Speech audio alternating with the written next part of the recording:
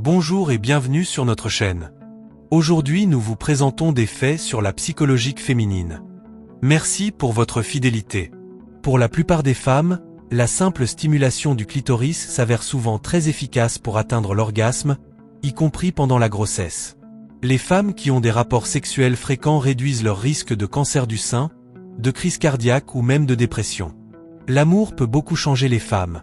Il peut les pousser à changer de coupe de cheveux, de style vestimentaire, de routine quotidienne et même de vie sociale. La majorité des femmes ont leur propre monde de rêve, qu'elles espèrent voir se réaliser un jour. Quand une femme a envie de sexe, elle a tendance à poser la main sur sa taille, en projetant son torse vers l'arrière.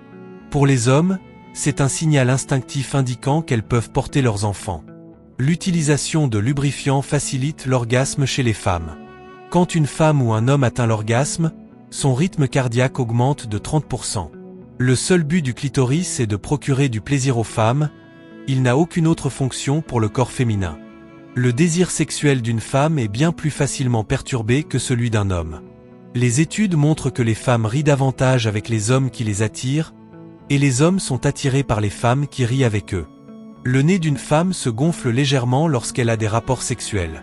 Selon des enquêtes, 80% des femmes sont excitées lorsque les hommes leur sucent les doigts. Les femmes qui ont des relations sexuelles au moins une fois par semaine ont des cycles menstruels plus réguliers. La plupart des femmes sont plus sexuellement actives pendant la pleine lune. Une femme est plus disposée à rencontrer un inconnu après avoir écouté de la musique romantique. Lorsqu'une femme est attirée par un homme, elle parle avec un ton légèrement plus élevé que d'habitude.